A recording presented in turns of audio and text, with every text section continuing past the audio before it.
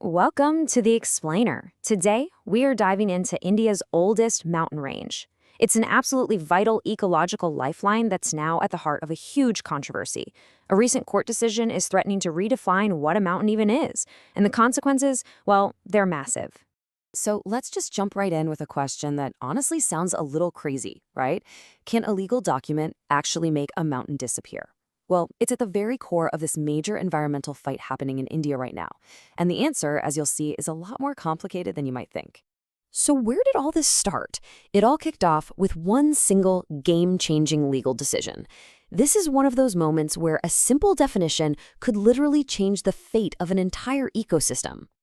Okay, so in November 2025, India's Supreme Court accepted this new, uniform definition for what officially counts as an Aravalli Hill. Now, on paper, it sounds pretty straightforward, a clear-cut rule. But in the real world, this 100-meter benchmark is being slammed by critics as totally arbitrary and, frankly, blind to how ecosystems actually work. To really get why this one little rule is causing such a massive stir, we first need to understand what the Aravallis truly are. This isn't just a story about rocks and hills. It's about a living, breathing system that supports millions and millions of people. And this picture, man, it says it all, doesn't it? On one side, you see the Aravallis as this vibrant, green, living ecosystem. And on the other, you see what's happening to them in so many places. A resource just being ripped out of the ground, a landscape scarred and silenced by industry. And listen, we're not talking about just a small handful of hills here. No way. This is a massive range stretching 670 kilometers across 4 states. You can think of it as the green backbone for a huge and very densely populated part of the country. And it is ancient. I mean, unbelievably old. It was formed way back in the Precambrian era, making the Aravallis one of the oldest mountain ranges on the entire planet. They were here billions of years before the Himalayas even existed. Over all that time, they've weathered down, but their importance has just kept growing. Now, what's so wild about this range is just how many jobs it does. It's a shield, literally stopping the Great Thar Desert from creeping eastward. It's a giant sponge, soaking up rain and recharging groundwater for a region that's always thirsty. It's a highway for wildlife, and, get this, it's the lungs for polluted cities like Delhi. So the big question is, how did this ancient lifeline, something that does so much for the region, get pushed to the very edge? Well, the threats aren't exactly new, but boy, are they heating up. For decades, the main villain in this story has been mining, just relentless mining. It really took off in the 70s, went into overdrive with illegal quarrying in the 90s, and even though the courts have stepped in here and there, the pressure has never really stopped.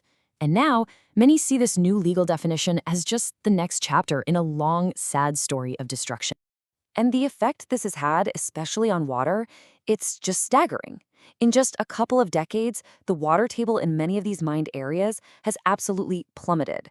We're talking a drop from around 10 meters or 30 feet down to, get this, as deep as 2,000 feet in some places.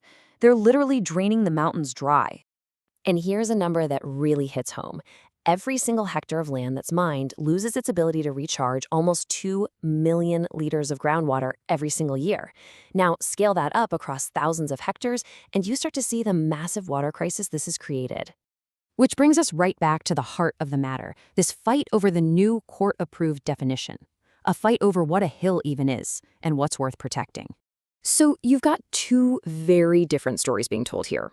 On one hand, the government says the 100-meter rule gives them clarity, a clear, scientific line to stop illegal activity, and they claim it'll only open up a tiny sliver, 0.19% of the area to mining. But on the other side, environmentalists say that's just nonsense. They call it an arbitrary rule that ignores how nature works and warn it could legally erase all the smaller hills and slopes, shrinking the protected area from around 90% down to almost nothing. And this quote, it really nails the core of the argument against the rule. See, an ecosystem doesn't care about a 100-meter line on a map. A forest, a watershed, a wildlife corridor, it's all connected. A small hill is just as much a part of the Aravallis as a tall peak.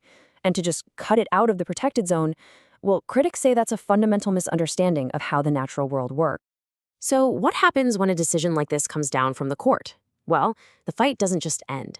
It spills out of the courtroom and onto the streets, into the villages and cities that actually depend on these hills. Right now, across Rajasthan, Haryana, and Delhi, Farmers, villagers, and activists are all mobilizing.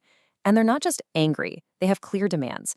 They want the definition thrown out, a permanent ban on new mining, and for local communities to actually have a say in protecting their own backyards. They're asking for the Aravallis to be treated not as a quarry, but as a national treasure. And this isn't just about people. The future of the region's incredible wildlife, like this striped hyena caught on a camera trap, it's all hanging by a thread. These hills are their homes, their supermarkets, their highways for survival. If you start chopping up and destroying the hills, you destroy them too.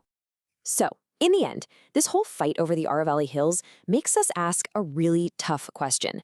It's a question that puts the need for clear rules and economic growth up against the messy, complicated, interconnected reality of an ancient ecosystem. Finding that balance isn't just a challenge for India, it's a challenge for all of us.